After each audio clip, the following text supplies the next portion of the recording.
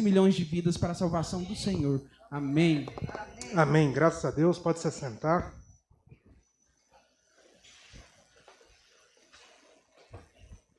Você está feliz de estar na casa do Senhor? Bênção demais. O salmista diz assim: alegrei-me quando me disseram, vamos à casa do Senhor. Porque é na casa do Senhor que nós temos um tempo de comunhão com o Pai e um tempo de comunhão com os irmãos. E a palavra de Deus também diz que é na comunhão dos irmãos que Deus ordena a sua bênção. É na comunhão, nesse exercício de fé, de nós dissermos que nós somos todos irmãos em Cristo Jesus, que Deus é um Deus que se revela como um Pai, porque a Bíblia diz que Ele derramou o seu Espírito, e é o Espírito da adoção. O Espírito Santo de Deus, como é que Deus olha para nós e nos reconhece como filhos? A Bíblia diz que o Espírito de Deus é o Espírito da adoção. Quando Deus olha para nós e enxerga em nós o Espírito Santo dele nas nossas vidas, ele nos reconhece então como filhos. Glória a Deus por isso. E é por isso que na comunhão dos irmãos, seja presencial, seja online, é que o Senhor ordena a sua bênção. Porque assim como um pai tem prazer de ter a sua família na sua casa, num jantar ou num almoço de domingo, o nosso Pai Celestial também tem prazer em nos receber na sua casa, para que a gente possa estar juntos como família da fé. Glória a Deus por isso.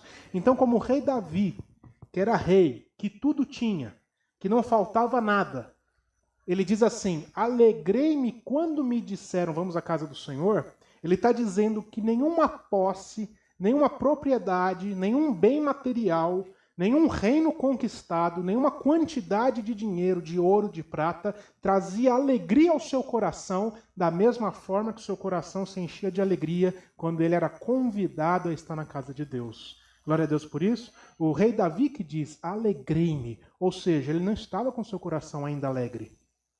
O rei Davi, apesar de ser rei, o seu coração só transbordava de alegria quando alguém passava por ele e falava assim: rei Davi, vamos lá, o culto está começando.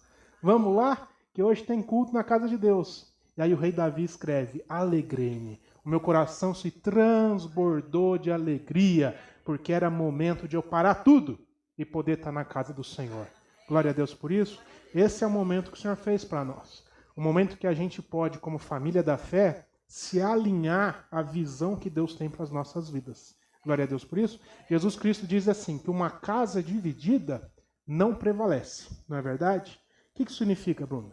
Que quando nós temos pessoas que estão com visões diferentes de vida, isso não tem como funcionar. Então, se eu, com a minha esposa, com a Laira, eu quero uma coisa e a Laira quer outra, nós temos visões diferentes, tem como essa casa, esse projeto de vida prevalecer? Não. Um reino dividido não prevalece, uma casa dividida não se sustenta. Então, quando a gente vem na casa do Senhor, é o momento da gente alinhar as nossas percepções de vida e aquilo que é a nossa visão de vida com a visão do Senhor, para que a nossa vida possa caminhar segundo o propósito que Deus já estabeleceu, já sonhou, já preparou, já derramou sobre as nossas vidas. Glória a Deus por isso. E a gente se alinha a tudo aquilo que Deus já preparou para nós. E é dessa forma que nós podemos desfrutar de uma vida de paz e de prosperidade. Os planos de Deus para as nossas vidas são de paz e de prosperidade. Não está falando que é de paz e de ser rico. Senão ninguém tinha problema financeiro. Mas é de paz e prosperidade. Prosperidade é a gente poder viver bem com aquilo que a gente já tem.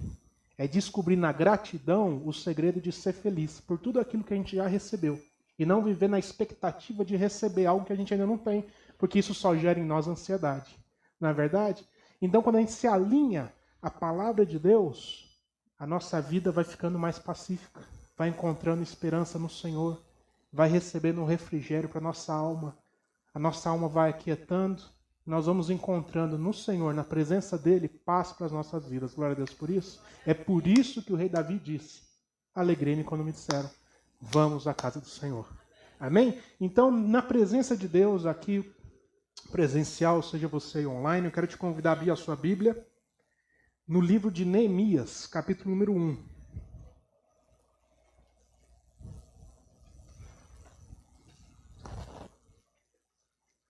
Nós estudamos juntos no domingo passado. Eu mexi aqui, o pessoal já olhou para mim. Falou, não mexe não, senão você derruba. Nós estudamos juntos no domingo passado uma palavra que estava lá em Esdras. Amém? Quem estava aqui vai lembrar, quem assistiu online vai lembrar. Nós estudamos sobre, o tema da mensagem do domingo passado foi recomeçar. Glória a Deus por isso. Vamos dizer junto, bem forte, de uma maneira pedagógica para a gente gravar no coração, recomeçar? Vamos lá? Recomeçar.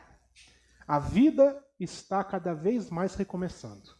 Nós estamos ainda na pandemia, ela não acabou, mas, porém, a vida tem recomeçado. As coisas têm começado de novo. Muitas coisas que pararam, que ficaram suspensas, estão recomeçando. Muitos sonhos que foram colocados em stand-by, muitos projetos que foram colocados, agora não é hora de pensar nisso, porque nós estamos no meio de uma pandemia, mas agora a vida vai recomeçando.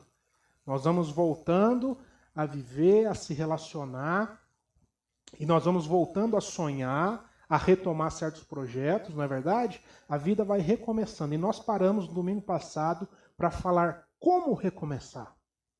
Como recomeçar nas nossas vidas. E nós fomos lá em Esdras e nós vimos em Esdras como recomeçar.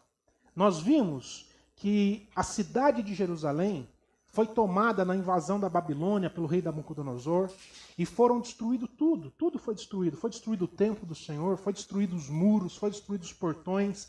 Tudo foi derrubado naquela cidade. E para recomeçar, eles recomeçaram por onde? Pelo altar ao Senhor. Eles recomeçaram a vida, lançando os fundamentos, os alicerces para a reconstrução do templo. Reconstruindo o templo, com Zorobabel, debaixo da liderança de Zorobabel, veio Esdras. E Esdras falou assim para o povo, olha, para recomeçar a vida agora, não é suficiente ter um templo físico. É necessário que nós tenhamos um altar nos nossos corações. Não adianta a gente ter um templo físico para congregar, para ir na igreja, sendo que os nossos corações ainda estão distantes do Senhor. Então Esdras vem e ensina, é necessário a gente lançar os fundamentos espirituais no terreno do nosso coração, para que aqui possa nascer os planos de Deus nas nossas vidas. Glória a Deus por isso. Então a gente aprendeu que para recomeçar, eu vou fazer isso, vou pensar. Primeira coisa, você já recomeçou estando alinhado àquilo que Deus preparou para a sua vida, buscando no Senhor entendimento, discernimento, lançando no seu coração os alicerces para que você possa recomeçar com Cristo Jesus. É isso que a gente aprendeu no domingo passado. E agora nós vamos ver a continuidade para nós recomeçarmos as nossas vidas, recomeçarmos qualquer área da sua vida que está parada. Nós vamos ver agora com Neemias uma próxima etapa. Vamos lá em Neemias capítulo 1 e entender o que está acontecendo. Todos acharam, né? As palavras de Neemias, filho de Acalias. Neemias significa Javé consola, o Deus que consola. No mês de Quisleu, ou seja, lá em meados de novembro, dezembro, no ano 20º, estando eu, Neemias, na cidadela de Suzã, veio Anani, um de meus irmãos, com alguns de Judá. Então eu lhes perguntei pelos judeus que escaparam e que não foram levados para o exílio e acerca de Jerusalém. Então Neemias está lá, servindo o rei da Pérsia. E aí vieram alguns dos seus irmãos, dos seus conterrâneos, daqueles de Jerusalém, e ele pergunta, o que aconteceu? Como é que está o povo que não veio para o exílio, ou seja, que não foi levado cativo, que ainda está morando lá em Jerusalém? Me conta da situação deles, eu quero saber. Verso 3. Disseram-me, olha, os restantes que não foram levados para o exílio e se acham lá na província, estão em grande miséria e desprezo. Já imaginou você receber essa notícia? Poxa, mas espera aí, o templo não foi reconstruído? Os alicerces não foram lançados e a construção do templo não foi terminada? O que está acontecendo que eles estão vivendo em grande miséria e desprezo? E aí ele continua. Os muros de Jerusalém, eles estão derribados e as suas portas foram queimadas. Ou seja, a cidade de Jerusalém e os seus habitantes estavam vivendo uma vida envergonhados, aterrorizados. Porque naquela época a gente já viu isso, que as cidades elas eram muradas. Lembra as muralhas de Jericó. Então as cidades naquela época, elas tinham muros ao seu redor. E existia um portão muito grande de madeira, às vezes 2, 3, que de dia ficava aberto, mas de noite era fechado, para a proteção da própria cidade. E essa cidade de Jerusalém se encontrava ainda sem os muros e sem as portas reconstruídas. Então eles já tinham um templo ao Senhor, mas para terminar de recomeçar a vida naquele local, faltavam ainda os muros e os portões. E eles estavam vivendo totalmente desguarnecidos, com medo, porque não tinha proteção, não tinha segurança, a cidade não tinha limite, os inimigos passavam por lá e zombavam deles. Que tipo de cidade vocês são? Vocês não têm muros, vocês não têm portões? Quem que é esse povo? Então o povo estava sofrendo. O povo estava perdido. Eles tinham o templo nesse momento, eles tinham ali a construção do templo, mas eles ainda estavam perdidos. Da mesma forma que muitas vezes a gente se encontra perdido na nossa vida. A gente olha para o lado e vê uma pessoa, vê uma família, vê pessoas prosperando, vê pessoas alcançando, vê pessoas conquistando, e a gente olha para nós muitas vezes e fala, poxa, mas o que está acontecendo? Por que nessa área da minha vida parece que eu estou em cima de uma esteira? Quem já ficou em cima de uma esteira elétrica de exercício? Né? É um local horrível de se estar, mas tem que estar para perder uns quilinhos. Então você pega, você sobe, e aí você começa. Aí você aumenta a intensidade. Se você for meio bobo igual eu, que vai às vezes na academia, você fala assim, eu dou conta. Aí você bota lá no velocidade 6, 7, 8.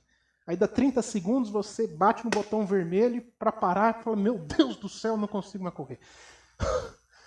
A esteira é um perfeito exemplo de alguém que está correndo, que está caminhando, que aumenta a intensidade, começa a correr, mas não sai do lugar. Muitas vezes a gente vai vivendo a nossa vida e a gente começa a ficar cansado.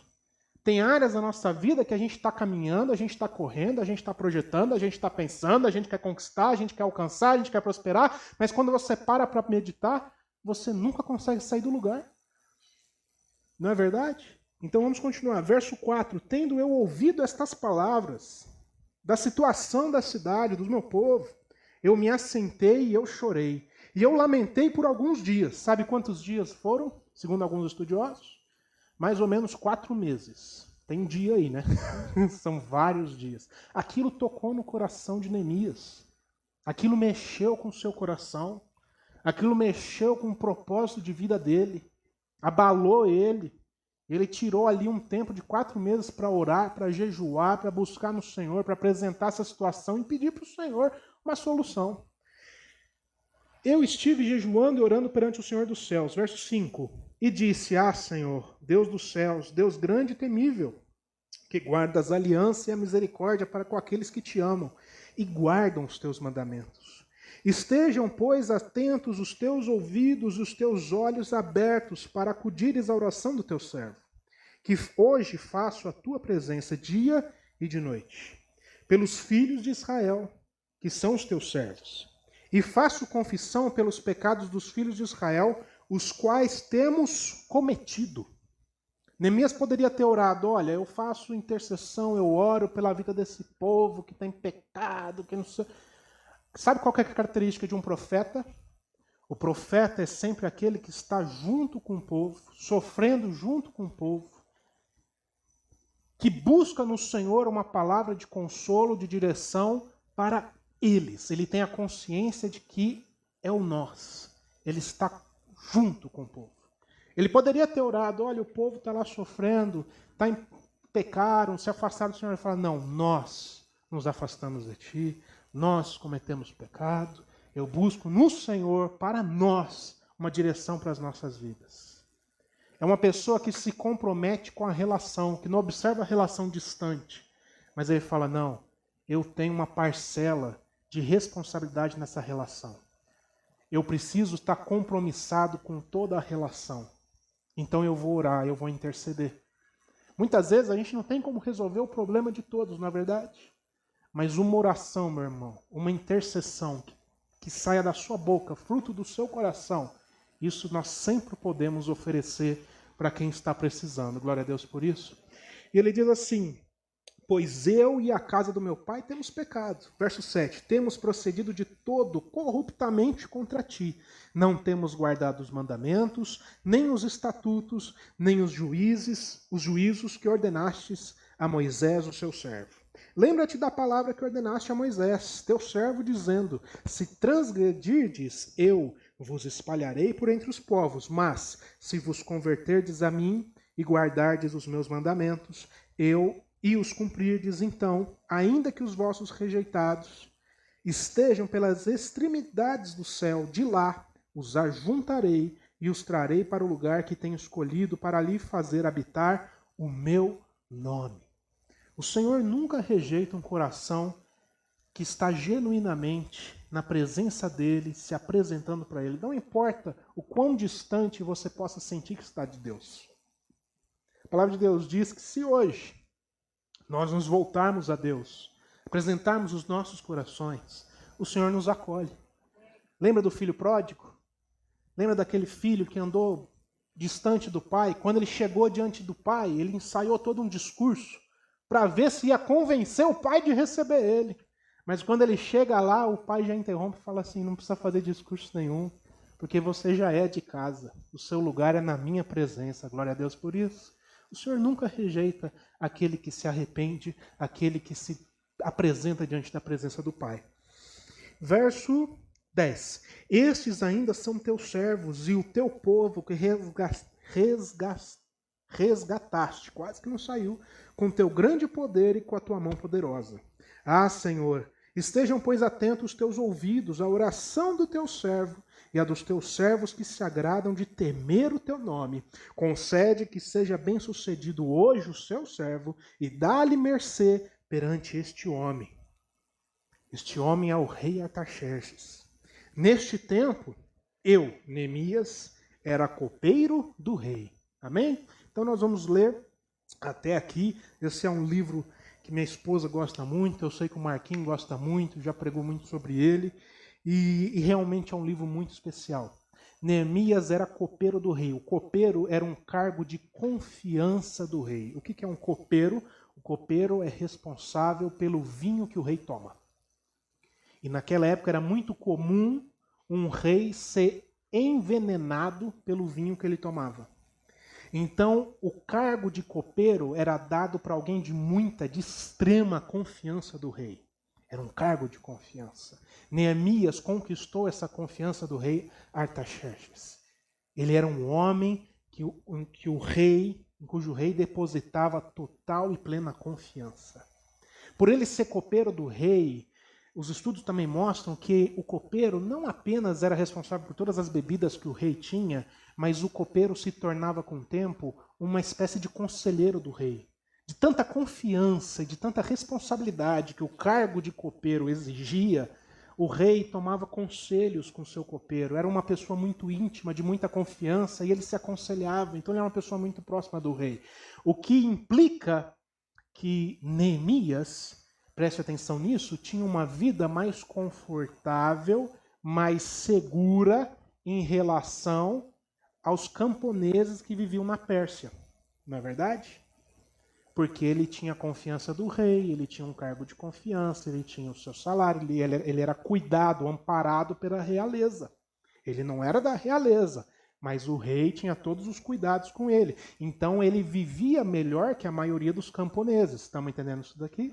Ele também vivia bem melhor, no sentido de condições de vida, do que os judeus que estavam em Jerusalém, naquela cidade que estava destruída, não é verdade? E aí eu te pergunto, uma pessoa que está vivendo melhor, mais confortável, mais segura, ele poderia muito bem ter ouvido essa notícia de como estava Jerusalém, e ele podia ter matado a ansiedade, a preocupação dele na bebida. Não é verdade? Ele poderia ter matado e suprido a ansiedade, a tristeza que o coração dele se encontrava na comida. Não é verdade? Quando a gente fica ansioso, fica aflito, às vezes a gente desperta o apetite, não é? A gente come muito. Eu, pelo menos, tenho esse gatilho. Então a Laira sempre olha para mim, você está comendo, você está com fome ou você está comendo porque você está nervoso, meio ansioso? Aí eu vou refletir, realmente eu não estou com fome, eu acho que eu estou meio ansioso. A gente tem esse gatilho. Está com frio? Quer que diminui? A gente diminui um pouquinho para nós. Então, eu quero chamar a sua atenção para o fato de que Neemias, ele tinha todas as condições possíveis de resolver toda essa aflição de maneira fútil. Ele podia afogar, como se diz, entre aspas, as mágoas dele na bebida. Eu costumo dizer que se bebida resolvesse algum problema, o Brasil era o país mais bem resolvido do mundo. Não é verdade? Mas bebida não resolve nenhum problema. Bebida só piora, só adia aquilo que são as decisões. Então a pessoa fica assim, meio nervosa, não sei o que fazer, vou lá beber. E aí? Bebida tem algum manual de vida lá? Eu não estou sabendo para você resolver? Não tem. Mas Neemias não se comportou dessa maneira. Neemias percebeu que apesar de tudo que ele tinha, no coração dele latejava, pulsava um chamado especial. A gente costuma dizer e entender na palavra de Deus que aquilo que mais mexe com o nosso coração revela muitas vezes aquilo que é o nosso chamado. Aquilo que mais toca a gente, nos constrange e faz a gente parar tudo, é aquilo que Deus mais revela que nós temos um chamado especial para trabalhar com certas pessoas e certas situações. Eu e minha esposa, nós temos algo que nós nunca conversamos, mas que toda vez que a gente se depara, a gente para conversar e mexe com o nosso coração. A gente sempre fala assim, se nós tivéssemos a estrutura, o dinheiro necessário, a gente ia fazer isso na cidade. Isso mexe com o nosso coração. Eu tenho plena convicção que quando for a hora de Deus, vai acontecer. Porque é algo que a gente não planeja, é algo que Deus coloca, constrange o nosso coração e a gente se sente responsável por outras vidas. Quem está entendendo isso daqui? Isso mexeu com Neemias. Neemias, apesar de ter um cargo de confiança, uma vida confortável, ele foi capaz de largar tudo para poder ir para Jerusalém e se responsabilizar pela reconstrução dos muros. Glória a Deus por isso. Irmãos, quando nós estamos no centro da vontade de Deus, ou seja, alinhados com a vontade de Deus para as nossas vidas, com o propósito que Deus tem para nós somos capazes de abandonar todo o conforto que essa vida nos proporciona, a abandonar toda a segurança que essa vida pode nos proporcionar para vivermos aquilo que são os planos de Deus. Porque o cristão genuíno sabe que a vontade de Deus é boa, perfeita e agradável. Então a gente não teme pela nossa própria segurança, pelo nosso próprio conforto em abraçar a vontade de Deus. Porque a gente sabe que na vontade de Deus nós vamos encontrar o que é bom, perfeito e agradável. Glória a Deus por isso. Então Neemias não pensou duas vezes. Neemias se dirigiu até o rei e pediu autorização. A história é muito longa e eu incentivo você a ler todo o livro do profeta Neemias na sua casa. Mas o fato é que Neemias pede autorização para o rei, viaja durante 2 meses para Jerusalém, chega em Jerusalém, encontra toda uma situação, consegue liderar o povo e durante 52 dias os muros de Jerusalém são reconstruídos, os portões são levantados e são instaurados naquela cidade. E eu quero meditar, como nosso tempo, por nós termos ceia, ele vai rápido, justamente na reconstrução dos muros. Para recomeçar as nossas vidas, os nossos projetos, os nossos sonhos, dar andamento, qualquer área da sua vida, meu irmão, que agora você está pensando, poxa, agora é hora de recomeçar. Eu quero te chamar a atenção para que você não recomece nada na sua vida sem antes reconstruir os muros do seu coração, levantar os portões da sua mente e ter bem guardado o teu coração. Neemias se preocupou exclusivamente com a reconstrução dos muros. Ele não foi lá para nada mais, além de ter a missão de reconstruir os muros. Porque ele entendia que os muros tinham uma dupla função. Estabelecer limites, porque como eu disse, as cidades elas eram muradas. Então, pelos muros, a pessoa reconhecia, essa é a cidade de Jerusalém. Daqui para dentro, valem as leis de Jerusalém. Daqui para dentro, vale a cultura de Jerusalém. Daqui para dentro, vale o Deus de Jerusalém. E não tinha esses limites. Então Neemias reconstruiu os muros, porque os muros restabelecem limites. Da mesma forma, meu irmão, que nós precisamos ter limites bem definidos nas nossas vidas. Nós precisamos ter muros bem construídos ao redor do nosso coração, com limites bem estabelecidos. Até onde eu posso ir, até onde eu não devo ir. Todas as coisas me são lícitas, mas nem todas me convêm. Todas as coisas me são permitidas, mas eu não me deixarei ser dominados por nenhuma delas. Eu preciso estabelecer limites na minha vida. Até que ponto eu posso me envolver com certas situações, até que ponto eu digo, não vou me envolver com certas situações. Até que ponto eu me envolvo, dou confiança, me relaciono com certas pessoas, e até que ponto eu tenho caráter de Cristo Jesus para dizer não para algumas pessoas e recuar. Isso é necessário nas nossas vidas. É necessário a gente fazer uma reflexão e perceber que muitas vezes algumas situações que nós estamos vivendo, alguns ambientes que nós podemos frequentar e até mesmo algumas pessoas com as quais nós podemos nos relacionar possuem princípios divergentes com os princípios do reino de Deus. E muitas vezes isso pode estar nos afetando e prejudicando a nossa vida, a nossa fé e o nosso caráter. Estamos entendendo isso daqui? Os muros estabelecem limites. E nós precisamos ter isso bem definido. Saber até onde eu posso, até onde eu não posso. Glória a Deus. Os muros também, eles geram tudo isso que a Moto falou. E geram também proteção e segurança. Os muros são responsáveis por gerar proteção e segurança para os habitantes daquela cidade. Os habitantes estavam com medo, estavam estarrecidos, estavam envergonhados, porque eles estavam vivendo uma vida insegura. Sem muro, você fica desprotegido. Sem muro, você fica inseguro. E tem algumas características que eu separei aqui de pessoas que vivem inseguras. Quando a pessoa vive, a pessoa insegura, ela manifesta alguns sintomas, entre aspas, por assim dizer. Ela manifesta algumas características. A pessoa que vive insegura, quem é inseguro, muitas vezes manifesta medo. É aquela pessoa que sempre vive tendo medo. É aquela pessoa que não é capaz nunca de dar um passo para frente porque está sempre receosa, sempre com medo. A vida dela fica travada pelo medo. Ela não é capaz de se relacionar mais porque ela tem medo. Ela não é capaz de investir em algo porque ela tem medo. Ela não é capaz de assumir certos compromissos porque a vida dela está congelada pelo medo. A pessoa insegura muitas vezes manifesta medo na vida dela. A pessoa insegura muitas vezes também manifesta ira. Uma pessoa que a Bíblia chama de iracunda. Aquela pessoa que tem muita ira, tem acessos de ira. Uma pessoa insegura fica raivosa. Uma pessoa insegura manifesta oscilações de humor e fica muito irada muitas vezes. É até estranho. O que aconteceu? A pessoa manifestou ira porque a pessoa insegura, muitas vezes como reação à sua insegurança, para tentar proteger, ela usa a máscara do nervosismo para tentar afugentar as pessoas de si. Estamos entendendo isso daqui? É a pessoa que vive muitas vezes uma vida de raiva. Tem raiva de tudo. Tem ódio de tudo.